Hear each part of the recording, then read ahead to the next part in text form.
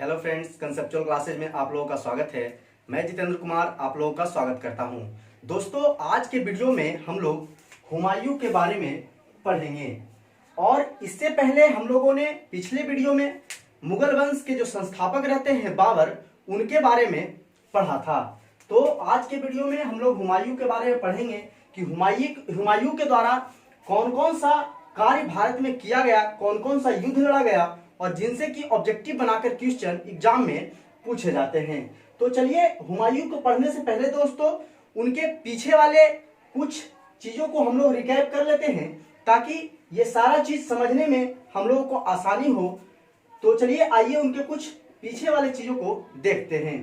कहा जाता है दोस्तों कि बाबर की मृत्यु जो है 26 दिसंबर 1530 ईस्वी को आगरा में हो जाती है और बाबर के मृत्यु के बाद उनके जो 4 पुत्र रहते हैं, हुमायूं, कामरान, अस्करी और हिंदाल, उन चारों पुत्रों के द्वारा बाबर को आनन फानन में आगरा के आराम बाग में दफना दिया जाता है। लेकिन दोस्तों कहा जाता है कि बाबर के द्वारा मरने से पहले एक वसीयतनामा लिखा हुआ रहता है और बाबर एक वसीयतनामा लिखकर मरते हैं और उस वसीयतनामा में कौन से पुत्र को अपना साम्राज्य का कौन सा क्षेत्र देना है तथा उन्हें कहां दफनाना है, इन सारी जानकारी उसमें लिखी हुई रहती है। तो बाबर को दफनाने के बाद जब उनके पुत्र उनके वसीयतनामा को खोल करके देखते हैं और उन्हें पता चलता है कि हमारे पिता ने हमें काबुल में दफनाने के लिए कहा था, तो फिर उनकी अस्थियों को आगरा से कबाड़ करके काबुल में दफनाया जाता है। तो और अपने पिता के वसीयतनामा के अनुसार ही वह अपने साम्राज्य का बंटवारा करते हैं। चूंकि दोस्तों उन्होंने वसीयतनामा में पहले ही अपने बड़े बेटे हुमायूं को उत्तराधिकारी के रूप में घोषित कर चुके थे, इसीलिए आगे चलकर हुमायूं ही मुगल वंश के उत्तराधिकारी के रूप में जाने जाते हैं। और किस भाई को कौन सा क्षेत्र देना था ये देखते हैं हम लोग। दोस्तों, हुमायूं के बारे में कहा जाता है कि उनके पिता के द्वारा दिल्ली और आगरा का जो क्षेत्र था वह हुमायूं को दिया जाता है तथा कामरान को काबुल और कांधार का क्षेत्र दिया जाता है जो कि अफगानिस्तान के क्षेत्र में आता था, और अस्करी को संभल का क्षेत्र दिया जाता है जो कि यूपी में पड़ता था, और हिंदाल को मेवात का क्षेत्र दिया जाता है जो कि हरियाणा में पड़ता था। बाबर के 4 पुत्र थे, हुमायूं, कामरान, अस्करी और हिंदाल, तथा उसकी एक बेटी भी थी बाबर की जिनका नाम था गुलबदन बानो बेगम, यानी कि हुमायूं की बहन रहती है गुलबदन बानो बेगम, और उन्हीं के द्वारा आगे चलकर हुमायूं नामा लिखा जाता है। और इसी हुमायूं नामा में हुमायूं के जीवन की सारी जानकारी मिलती है। तो ये क्वेश्चन कई बार एग्जाम में पूछा गया है, तो इसे आप याद रखिएगा कि हुमायूं नामा किनके द्वारा लिखा गया। तो हुमायूं नामा जो है हुमायूं की बहन गुलबदन बेगम के द्वारा लिखा गया था। आगे देखते हैं, वसीयतनामा में उनके जो पिता रहते हैं वह सुलेमान मिर्जा, जो उनका चचेरा भाई रहते हैं, उन्हें जो है बदक्सा का क्षेत्र देने के लिए लिखा था। तो बदक्सा का क्षेत्र जो है, जो कि अफगानिस्तान के एरिया में ही पड़ता था, वह बदक्सा का क्षेत्र सुलेमान मिर्जा को दे दिया जाता है। चूंकि हुमायूं जो है शुरू से ही अपने पिता के साथ युद्ध में हर एक जगह जाते थे लगभग, तो हुमायूं शुरू से ही बाबर का प्रिय पुत्र रहा है। चूंकि बड़ा पुत्र था तो इन्हें हर एक बार कहीं ना कहीं युद्ध में ले जाते थे, और इसी कारण जो है हुमायूं को बाबर अपने उत्तराधिकारी के रूप में छोड़कर जाते हैं। तो अपने पिता के मरने के बाद अपने भाइयों में साम्राज्य का बंटवारा करने के बाद दिल्ली और आगरा के जो क्षेत्र रहता है उस क्षेत्र के शासक के रूप में 30 दिसंबर 1530 ईस्वी को आगरा में हुमायूं का राज्याभिषेक होता है। तो हुमायूं का राज्याभिषेक कब होता है? 30 दिसंबर 1530 ईस्वी को आगरा में। तो इसे आप याद रखिएगा। बोला जाता है कि हुमायूं का जो प्रारंभिक जीवन था उसमें कई चुनौतियां आती है। तो उन सारी चुनौतियों को देखेंगे तथा कई सारे युद्ध जो है उनके द्वारा यहाँ लड़ा जाता है। तो उन सारे युद्धों को भी देखेंगे और कौन सा युद्ध किनके साथ लड़ा गया जिससे कि ऑब्जेक्टिव बनाकर क्वेश्चन पूछे जाते हैं, उन सारे चीजों को हम लोग इस वीडियो के माध्यम से क्लियर करेंगे। तो चलिए आइए देखते हैं उनका जो प्रारंभिक चुनौती था वह क्या था। बोला जाता है कि बाबर का तो पहला जो विरासत था, उनके जो पिता बाबर थे उनका जो विरासत था जो कि हुमायूं को मिला, वह जीत तो लेते हैं अपने साम्राज्य को, लेकिन अपने विरासत को सही से स्थापित नहीं कर पाते हैं और अफगानों से तथा और बहुत सारे दुश्मनों से उनके पुत्र को डर रहता है। और हुमायूं के बारे में कहा जाता है कि हुमायूं का व्यक्तित्व जो रहता है, हुमायूं जो रहते हैं बहुत ही अलग स्वभाव के रहते हैं। वह गांजा, भांग, दारू, शराब ये सब सारी चीजें की लत जो है हुमायूं में रहती है। तो ये सारी समस्याएं रहती हैं उनकी प्रारंभिक जीवन में। तो आइए अब हुमायूं के द्वारा लड़े गए जो प्रमुख युद्ध हैं भारत में, उसके बारे में हम लोग पढ़ते हैं। हुमायूं के बारे में कहा जाता है कि सबसे पहले हुमायूं के द्वारा कलिंजर पर आक्रमण किया जाता है। कलिंजर जो मध्य प्रदेश का क्षेत्र पड़ता है, उस पर हुमायूं के द्वारा सबसे पहले आक्रमण किया जाता है। और कलिंजर के उस समय शासक रहते हैं प्रताप रुद्रदेव, और प्रताप रुद्रदेव के विरुद्ध ही हुमायूं के द्वारा आक्रमण 1531 ईस्वी में किया जाता है। कहा जाता है कि ये जो प्रताप रुद्रदेव रहते हैं उनका अफगानों के साथ, जिनका कि हुमायूं से दुश्मनी था, उनके साथ इस प्रताप रुद्रदेव का मित्रतापूर्ण व्यवहार था। यानी कि अफगानों के साथ इनका मित्रतापूर्ण व्यवहार रहता है। होता यह है कि जब वह प्रताप रुद्रदेव के विरुद्ध आक्रमण करने जाते हैं तो वह उनसे युद्ध नहीं करते हैं और वह संधि कर लेते हैं। और जब संधि करते हैं उनसे, तो प्रताप रुद्रदेव के द्वारा संधि के बदले में उन्हें कुछ धन दिया जाता है और उसी धन को लेकर हुमायूं अपने साम्राज्य में वापस लौट जाते हैं। और इसी का नतीजा जो है आगे जाकर उन्हें भुगतना पड़ता है। तो इसके आगे जाकर हम देखेंगे कि इसका क्या इस संधि का उन्हें क्या नतीजा भुगतना पड़ता है।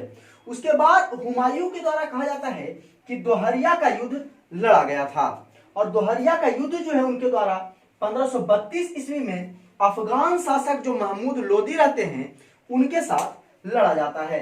तो ये आप याद रखिएगा कि दोहरिया का युद्ध हुमायूं और अफगान शासक महमूद लोदी के बीच लड़ा जाता है, और कहा जाता है कि इस युद्ध में हुमायूं की जीत होती है। तो दोहरिया का युद्ध जो महमूद लोदी से लड़ते हैं और इस युद्ध को जीत लेते हैं। इस युद्ध के बाद कहा जाता है कि हुमायूं के द्वारा चुनारगढ़ को घेरा जाता है, और चुनारगढ़ के शासक उस समय रहते हैं शेर खां, और यही शेर खां आगे चलकर शेरशाह सूरी के नाम से जाने जाते हैं, जिनके बारे में हम लोग अगले वीडियो के माध्यम से पढ़ेंगे। तो बस यही जानते हैं कि शेर खां जो रहते हैं वही आगे चलकर शेरशाह सूरी के नाम से विख्यात होते हैं, और यही शेरशाह सूरी उस समय चुनारगढ़ के शासक के रूप में रहते हैं। तो चुनारगढ़ पर हुमायूं के द्वारा 1532 ईस्वी में आक्रमण किया जाता है। चुनारगढ़ जो है दोस्तों, वह उत्तर प्रदेश के मिर्जापुर जो है उसी के आसपास का क्षेत्र था। तो इसे आप याद रखिएगा। तो चुनारगढ़ पर हुमायूं के द्वारा 1532 ईस्वी में आक्रमण किया जाता है, लेकिन होता यह है कि यहां भी हुमायूं के द्वारा युद्ध नहीं लड़ा जाता है, और यहां भी शेर खां से संधि कर लिया जाता है। और कहा जाता है कि संधि के बदले में शेर खां अपने पुत्र कुतुब खां को जो है हुमायूं की सेवा में भेज देते हैं। तो जब चुनारगढ़ का वह घेरा करते हैं तो इसमें वह शेर खां से युद्ध नहीं करते हैं और अपने पुत्र कुतुब खां को शेर खां उनकी सेवा में भेज देते हैं और शेर खां को वह छोड़ देते हैं। और इस संधि का भी नतीजा उन्हें आगे चलकर भुगतना पड़ता है, जिसके बारे में हम लोग आगे पढ़ेंगे।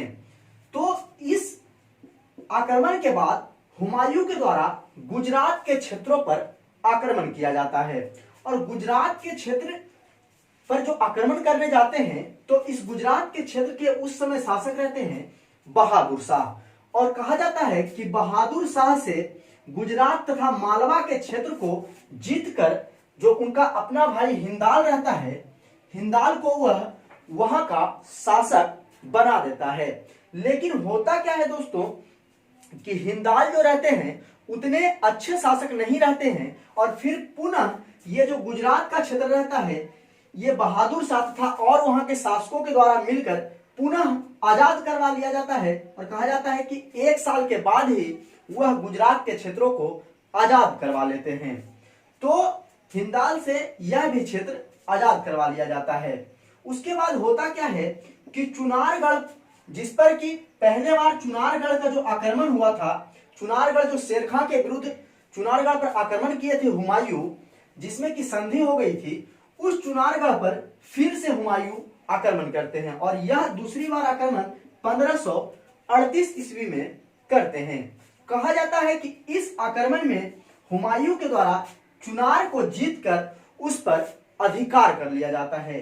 इस बार हुमायूं संधि नहीं करते हैं और इस बार चुनारगढ़ के क्षेत्रों को हुमायूं के द्वारा जीत लिया जाता है और जीतते हुए वह बंगाल की क्षेत्रों के तरफ आगे बढ़ते हैं और बंगाल के क्षेत्रों पर भी वह अधिकार जमा लेते हैं। और बंगाल के क्षेत्र पर जब वह अधिकार जमाते हैं तो इधर जो आगरा का क्षेत्र था, जो उनका की शुरू में वास्तविक क्षेत्र था, उस क्षेत्र में हिंदाल के द्वारा यह घोषणा कर दी जाती है कि अब आगरा के सुल्तान जो है वह हम हैं। और यह बात जो है हुमायूं को पता चलती है और जब यह बात हुमायूं को पता चलती है तो वह बंगाल से आनन फानन में वापस लौटते रहते हैं।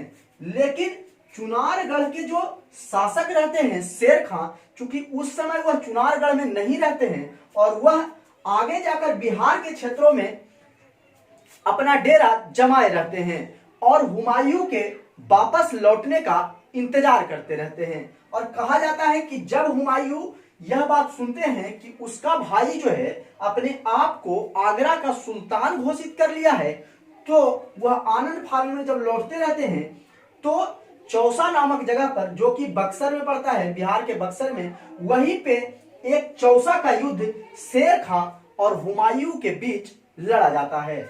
और यह चौसा का युद्ध जो लड़ा गया था दोस्तों वह 1539 ईस्वी में लड़ा गया था। तो 1539 ईस्वी में शेर खां और हुमायूं के बीच चौसा का युद्ध लड़ा जाता है और कहा जाता है कि इस युद्ध में शेर खां के द्वारा हुमायूं को पराजित कर दिया जाता है और हुमायूं इस युद्ध में पराजित हो जाते हैं। और कहा जाता है कि उस समय गंगा नदी जो है एकदम उफान पे आई हुई रहती है और हुमायूं के द्वारा अपने घोड़ा सहित गंगा नदी में कूदकर अपनी जान बचाई जाती है। तो हुमायूं इस युद्ध में पराजित होते हैं और अपने घोड़े सहित गंगा नदी में कूदकर अपनी जान बचाते हैं। और कहा जाता है कि जब गंगा नदी में कूद जाते हैं तो निजाम नामक जो भिस्ती रहते हैं, जो निजाम नामक एक नाविक रहते हैं, उनके द्वारा हुमायूं की जान बचाई जाती है और फिर उन्हें छोड़ दिया जाता है और फिर वह यहां से बच करके अपना जो क्षेत्र रहता है दिल्ली और आगरा के क्षेत्र, उस क्षेत्र में लौट जाते हैं। लेकिन इस अपने क्षेत्र में लौटने के बाद कहा जाता है कि फिर से एक युद्ध होता है शेर खां और हुमायूं के बीच में। यह युद्ध तो शेर खां के द्वारा जीत ही लिया जाता है। उसके बाद पुनः एक युद्ध होता है कन्नौज का युद्ध, जिसे कि बिलग्राम के युद्ध के नाम से भी जाना जाता है।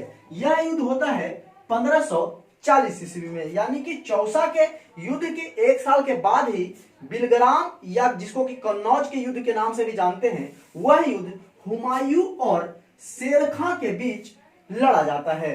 कन्नौज जो है दोस्तों वह आगरा के क्षेत्र में पड़ता है। आगरा का जो क्षेत्र था हुमायूं का, उसी क्षेत्र में यह कन्नौज पड़ता है। तो उस क्षेत्र में जो है फिर से शेर खां और हुमायूं के बीच युद्ध लड़ा जाता है और कहा जाता है कि इस युद्ध में फिर से हुमायूं को पराजित कर दिया जाता है और शेर खां के द्वारा, और जो दिल्ली और आगरा के क्षेत्र रहता है उस क्षेत्र पर शेर खां के द्वारा अधिकार जमा लिया जाता है। और जब वह दिल्ली और आगरा के क्षेत्रों पर अपना अधिकार जमा लेते हैं तो हुमायूं जो रहते हैं वह दिल्ली और आगरा को छोड़कर सिंध की तरफ भाग जाते हैं। चूंकि दोस्तों उनके भाइयों से भी उनका रिश्ता उतना अच्छा नहीं रहता है, इसीलिए वह अपने भाइयों के पास भी नहीं जाते हैं और उन्हें सिंध भागना पड़ता है। कहा जाता है कि यहाँ जब शेर खां कन्नौज के युद्ध में उससे दिल्ली और आगरा के क्षेत्रों को जीत लेते हैं तो उस पर एक अलग ही वंश की स्थापना करते हैं, सूरवंश, जिसके बारे में हम लोग आगे पढ़ेंगे। शेरशाह सूरी के द्वारा सूरवंश की स्थापना की जाती है और कहा जाता है कि कुछ दिनों तक वहां शेर खां के द्वारा ही शासन किया जाता है। जब हुमायूं सिंध भाग जाते हैं तो कहा जाता है कि 1540 से 1555 के बीच जो हुमायूं है उनका जीवन भटकता हुआ व्यतीत होता है, यानी कि उनका जो बीतता है समय वह 1540 से 1555, यानी कि कह सकते हैं 15 साल का उनका जो जीवन रहता है वह भटकता हुआ बीतता है। तो आइए जानते हैं कि इस बीच में उनके द्वारा क्या घटना घटती है। 1541 ईस्वी में उनके द्वारा कहा जाता है कि हिंदाल जो उनके भाई रहते हैं उन्हीं के गुरु रहते हैं। हिंदाल के जो उनका हिंदाल भाई रहता है उनके गुरु का नाम रहता है मीर अली अकबर, और मीर अली अकबर की ही पुत्री रहती है हमीदा बानो बेगम, और इसी हमीदा बानो बेगम से 1541 ईस्वी में हुमायूं शादी कर लेते हैं। और कहा जाता है कि इसी हमीदा बानो बेगम से फिर इनका जो पुत्र उत्पन्न होते हैं अकबर, जो कि अगले शासक के रूप में मुगल वंश के जाने जाते हैं। तो चलिए अकबर के बारे में तो हम लोग उनके वीडियो में पढ़ेंगे, इससे पहले हम लोग हुमायूं के बारे में जानते हैं। इस वीडियो में कहा जाता है कि हमीदा बानो बेगम से विवाह किया जाता है और फिर कहा जाता है कि हुमायूं जो उनका शासन जो शेर खां के द्वारा छीन लिया गया था उन्हें वह वापस पाना चाहते हैं।